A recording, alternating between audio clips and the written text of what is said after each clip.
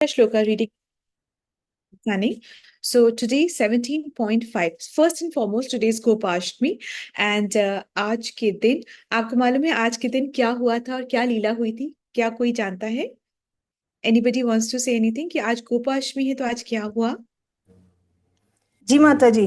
जी माता आज जी। के दिन कृष्ण भगवान ने सबसे पहले बछड़े चढ़ाने शुरू करे थे, इसलिए गोपाष्टमी का। माता जी आज हरे के दिन हरे वो कृष्णा माता जी। मैं भी शायद आई डोंट नो अगर सही है तो आज के दिन राधा रानी है ना गोप बन के चले गए थे। हम्म उसके यस माता जज जी, में वो भी बन। बिल्कुल ठीक है, बिल्कुल ठीक है। तो आज के दिन अभी तक तो कृष्ण 5 इयर्स के जो पहले होता है और उसके बाद है 6 इयर्स से अब आगे बढ़ गए थे। तो वो पौगंडा की स्टेज पे आ गए थे और पौगंडा के स्टेज में आने के बाद उन्होंने आज के दिन कहा था अपने माता पिता से कि मैं अब बछड़े नहीं चराऊंगा। तो उन्होंने पूछा कि क्यों नहीं चराओगे, कुछ हो गया क्या? तो उन्होंने कहा कि नहीं ऐसा नहीं है, अब मैं गैया चराने जाया करूंगा क्योंकि मुझे गैया का दूध तो बहुत पसंद है। मैं चाहता हूँ कि मैं गैया को चराऊं, उनको हरी हरी घास खिलाऊं और उनके संग में विचरण करूं और उनको जंगल लेके जाऊं, साथ में रहूंगा। तो मैं उनकी सेवा करना चाहता हूँ, तो मैं गाय चराऊंगा, अब बछड़े नहीं चराऊंगा, मैं अब गाय चराऊंगा। तो आज के दिन फिर उनकी जो माता और पिता दोनों थे, वो बहुत जिद करने लगे। तो मैया ने बोला कि अच्छा ठीक है, जैसे कई बार होता है माताएं बात पिता पे टाल देती हैं कि अच्छा ठीक है पिताजी से पूछ लो, अगर वो जाने देते तो चले जाओ। तो माता ने पिता पे बात डाल दी कि अच्छा ठीक है नंद बाबा से पूछ लो, वो हाँ कर देंगे तो चले जाओ। तो अब इन्होंने नंद बाबा के पास भागे भागे गए। उन्होंने कहा कि मैं अब गाय चराऊंगा। तो नंद बाबा ने कहा अब वो क्या करते, उन्होंने कहा अच्छा ऐसे करते कि गर्ग मुनि जो उनके गुरु, जो वहां के थे उनके गुरु के थे, तो गुरु थे, तो उन्होंने कहा उनसे पूछ लेते हैं। तो फिर वो भागे भागे गुरु के पास गए और अब बातों में तो वो बिल्कुल बिल्कुल निपुण थे ही। तो उन्होंने कहा गुरु को कि यदि से तो आप आज का ही डेट दे दोगे तो मैं आपको बहुत सारा माखन और मिश्री खिलाऊंगा। तो गर्ग मुनि भी उनके साथ मान गए उनकी बात को। और जब वो आए नंद बाबा के घर पर, तो जब नंद बाबा ने उनसे पूछा कि आप अच्छा सा समय दिख बताइए कि गौचारण के लिए जाएंगे कृष्ण कब से, तो उन्होंने कहा, ऐसे ऐसे करने लगे, एक्टिंग करने लगे वो भी कि ऐसे ऐसे क्या करे। फिर उन्होंने कहा कि अब तो महीनों तक कोई है ही नहीं समय, इसलिए आज का जो समय है वही समय सही है। तो फिर जल्दी जल्दी फिर नंद बाबा ने एक उत्सव करा, उत्सव करके सबको बुलाया, सबका करा।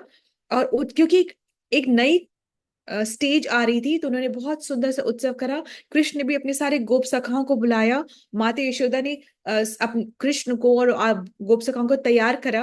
और तैयार करने के बाद उनको जब जूते पहनने लगे तो तो कृष्ण ने कहा नहीं मैया मैं जूते नहीं पहनूंगा। क्यों भाई, तुम जूते क्यों नहीं पहनोगे? बहुत सारे कंकड़ या पत्थर चुभ जाएंगे तुम्हारे पैर में। तो उन्होंने कहा नहीं मैया, मेरी गाय कभी जूते पहनती है जो मैं जूते पहनूंगा। तो अगर आपको मुझे जूते पहनाने हैं तो आप गैया को भी जूते बनाओ, उनके लिए भी जूते बनाओ। तो वो बोली कि यशोदा मैया बोली कि ये क्या मजाक है कान्हा, हमारे पास 9 लाख गाय हैं और 9 लाख गाय के चार चार पैर है, तो मैं कितने जूते बनाऊंगी? तो इस वजह से कृष्ण ने कभी भी वृंदावन में ना खुद जूते पहने ही नहीं, उन्होंने वो ऐसे ही चलती थी। और फिर जो गैया थी, जब उनको पता चला कि कृष्ण हमारे बारे में इतना सोचते हैं, तो इतनी खुश इतनी खुश इतनी खुश हो गई कि उन्होंने चल चल के जितनी भी जो कंकड़ और पथरीले रास्ता था वृंदावन का, उन्होंने अपने खुर से उसको इतना सॉफ्ट बना लिया। इसलिए ब्रिज की जो रज होती है वो आज भी इतनी सॉफ्ट है। यूं तो अब बहुत कंक्रीट हो गया है, पर फिर भी जो रेती है यहाँ की ये बहुत सॉफ्ट है, यहाँ की जो रेती है वो बहुत सॉफ्ट है। तो ये गायों ने ही खुश होकर के ऐसे किया था। अब कुछ हो कृष्ण के साथ और राधा रानी दूर रहे, ऐसा तो हो ही नहीं सकता। तो राधा रानी ने कहा कि मैं भी जाऊंगी। तो राधा रानी के जो पिता है ना वृषभानु, उन्होंने कहा कि नहीं नहीं तुम्हें नहीं जाना है, तुमको चोट वोट लग जाएगी, कुछ हो जाएगा गायों के बीच में, इतना नहीं तुम नहीं जाओगी। तो उन्होंने क्या करा, उन्होंने उनका जो जो सुबल, जो उनका जो ब्रदर, तो वो भी उनके जैसे ही दिखता था। तो उन्होंने सुबल को तो अपनी ड्रेस बना दी और उनकी ड्रेस खुद पहन ली। तो आज के दिन राधा रानी भी गोप वेश में ड्रेसअप होती हैं, वो भी पगड़ी बांधती हैं और वो भी धोती पहनती है। वैसे तो लहंगा होता है, पर आज के दिन वो भी धोती पहनती हैं। और आज के दिन भी उनके चरण दर्शन हो जाते हैं, जो आज के दिन वो धोती पहनती हैं और वो छड़ी लेती हैं और वो पगड़ी पहनती है। तो जब फिर जब जब जब कृष्ण को तैयार किया जा रहा था, तो उनको भी एक ब्यूगल दिया जाता है, ब्यूगल वो जो बजाने के लिए ब्यूगल दिया जाता है, एक छड़ी दी जाती है, पत्तों से बना करके छाता दिया जाता है जिससे कि उनको धूप ना लगे, और फिर उनको एक पानी के लिए एक पात्र दिया जाता है, और थोड़ा सा खाना पैक करके दिया जाता है, और फिर वो गौचारण के जाते हैं। तो आज से कृष्ण पौगंडा में आके गौचारण करते हैं। ठीक है, सो ये आज की, ये तो आज के दिन गायों को हरा चारा, उनकी उनकी पूजा, उनकी आरती, उनको नहलाना, उनकी थोड़ी सेवा, उनके लिए थोड़ा दान, ये बहुत महत्वपूर्ण और कृष्ण को प्रसन्नता देता है। ठीक है, so this is about today. Now we quickly come to 17.05। अशास्त्र विहितं घोरं तप्यन्ते ये तपो जन दम्भ अहंकार संयुक्ता कामराग बलान्विता। once again, अशास्त्र विहितं घोरं तप्यन्ते ये तपो जना दम्भ अहंकार संयुक्ता कामराग बलान्विता। इसका अर्थ हम क्विकली लेते हैं। अशास्त्र यानी कि जो शास्त्र के निर्देशों को फॉलो नहीं करते हैं। हम पहले ही पढ़ चुके हैं कि जो शास्त्र को फॉलो करते हैं वो कौन है, देवीय प्रकृति के। जो शास्त्र को फॉलो नहीं करते हैं वो कौन है, वो आसुरीय प्रकृति के हैं, वो लोग आसुरीय प्रकृति के हैं। तो अशास्त्रम विहितम घोरम, जो शास्त्र के निर्देशों को फॉलो नहीं करते हैं। तपयंती ये तपोजना, घोरम तपयंती ये तपोजना, मतलब वो और घोर तपस्या करते हैं। ऐसे नहीं, आसान नहीं है उनके जीवन भी, वो घोर तपस्या करते हैं। कौन लोग, ऐसे मनुष्य लोग जो होते हैं। दम्भ अहंकार संयुक्ता, वो एक दम और एक अहंकार से युक्त होते हैं। इसका मतलब ये है कि शास्त्र को की विधि को फॉलो नहीं करते। हमने देखा होगा ना कई बार, बहुत ही जैसे ना लोग बहुत घोर तपस्या करते हैं। एक जैसे एक सरिया यहाँ से घुसा लेंगे, यहाँ से निकालेंगे। बहुत अलग अलग तपस्या करते हैं, एक पैर पे खड़े हैं, काफी टाइम तक एक पैर पे खड़े हैं, सिर्फ उन्होंने सारा अन्न त्याग दिया, अनशन पे आ जाते हैं, वो अनशन कर लेते हैं। घोर घोर तपस्या करते हैं, मतलब कि उनका कोई तपस्या का वो जिक्र शास्त्रों में होता ही नहीं, कोई वर्णन है ही नहीं। वो अपने मन से तपस्या बना करके और मन से इस तरीके से करते हैं। तो भगवान कह रहे हैं, जब जब कोई ऐसी तपस्या करता है जो कि शास्त्र में दिया हुआ नहीं है, वो तब क्या करता है, तब वो एक तो अपने अपने ही दंभ और अपने ही अहंकार में वो करता है। दम मतलब कहना चाह रहे हैं, उनकी उसकी मानसिकता क्या है, क्यों करता है वो ऐसे, क्या मानसिकता है, उनको अपना ही अहंकार होता है।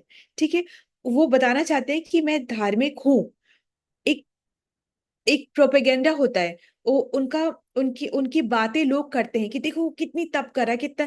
तो भगवान कह रहे हैं ये शास्त्र में है ही नहीं, और तुम ऐसा करके अपने अंदर जो पंच तत्व है, पंचभूत हैं जो तुम्हारे, वो उनको मतलब जिनसे तुम्हारी ये शरीर बना है, तुम उनको परेशान कर रहे हो।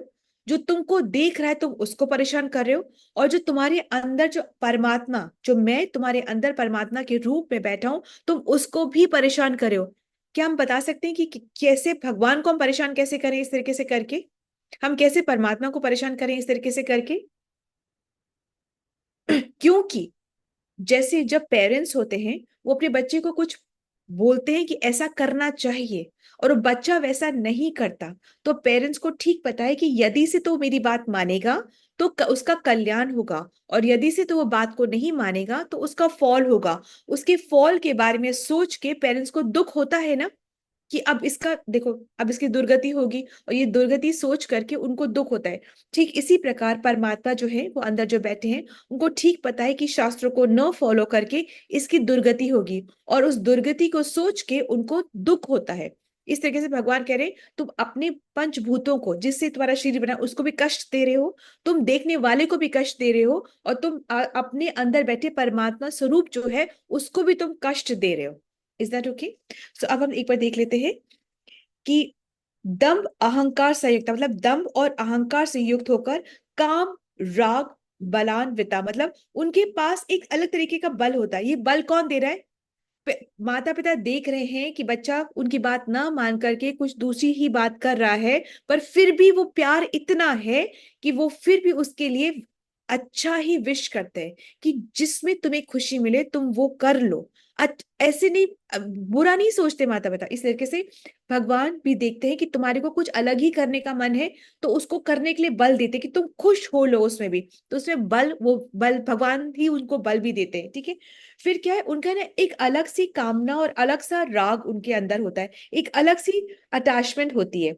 मतलब वो अलग सा कुछ मांगना चाहते हैं। जिस तरीके से हिरण्यकशिपु, वो क्या मांगना चाहता है कि मैं अमर होना चाहता हूँ, ठीक है। रावण भी, हिरण्यकशिपु, बृकासुर, उसने भी क्या बोला था, जिससे उन्होंने प्रार्थना करी थी वो उसी को ही मारना चाहता था। मतलब वो किसकी प्रार्थना करे थे, वकासुर जो थे वो किसकी प्रार्थना कर रहे थे, शिव जी से प्रार्थना कर रहे थे। और जब उनको वरदान प्राप्त, उनका क्या, और उन्होंने क्या मांगा, बेफालतू की चीजें मांगना, बेफालतू की चीजें मांगना कि मैं जिसका सिर छू उसका सिर भस्म हो जाए। और फिर कहते जब उनको मिल भी गया, शिव ने दे दिया कि अच्छा ठीक है, जो चाहिए वो ले लो, मुझे अपना तप करने दो, ठीक है ना। तो उन्होंने दे भी दिया। अब दे भी दिया तो देखो, बुद्धि देखो, जिसने दिया उसी को ही मारने भागे। और फिर बचाता कौन है, फिर बचाते विष्णु हैं। तो इस तरीके से बेफालतू की चीजें मांगते हैं, जिद करके मांगते हैं, मिल जाती है तो उसको यूज करने की बुद्धि भी नहीं रहती है, ठीक है। तो इस तरीके से भगवान सोचते हैं कि ये अपने आप को कष्ट दे रहा है, यदि से वही ज्ञान आ जाए इसको, तो ये इतनी बेवकूफ के कार्य नहीं करेगा। ये सोच करके भगवान को चिंता भी होती है और कष्ट भी होता है, ठीक है। नेक्स्ट भी देख लेते हैं, इसी का कंटिन्यूशन है, इसमें कोई बहुत खास नहीं है। कर्षयन्त शरीरस्थं भूतग्राममचेतस माम चैवान्त शरीरस्थं तान विद्यासुरनिश्चयान्। वंस अगेन, कर्षयन्त शरीरस्थं भूतग्राममचेतस माम चैवान्त शरीरस्थं तान विद्यासुरनिश्चयान्। ठीक है, कर्षयन्त मतलब कष्ट देते हैं वो शरीर में स्थित, शरीर में स्थित कौन, भूतग्राम। भूतग्राम मतलब पंच महाभूत से बना है ना। तो जो उनका जो संग्राम मतलब झुंड, जो उनका जो झुंड है ना, मन बुद्धि अहंकार, हमारे जो पंचभूतों से, जल पृथ्वी अग्नि वायु, इन सबको कष्ट मिलता है, ठीक है। इन सब समुदाय को कष्ट मिलता है, मुझको तथा भीतर मुझको भी कष्ट मिलता है, पंचभूतों को भी कष्ट मिलता है, जो हमें उनको देख रहे हैं उनको भी कष्ट मिलता है। और ऐसा करने पर ये तुम समझ लो कि उनका आसुरी स्वभाव ही डेवलप हो रहा है, ठीक है। तान विद्यासुर निश्चयान मतलब उनको जानो आसुरी स्वभाव वाले ही, ठीक है।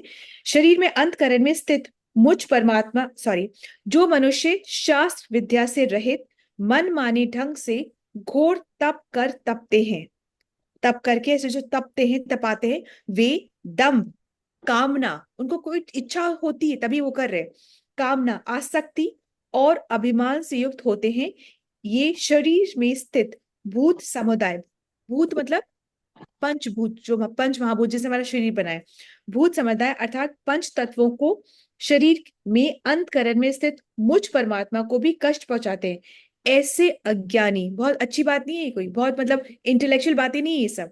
तो उनको भगवान कह रहे हैं ऐसे अज्ञानी लोग निश्चय ही आसुरी स्वभाव वाले हैं, ऐसा जानो।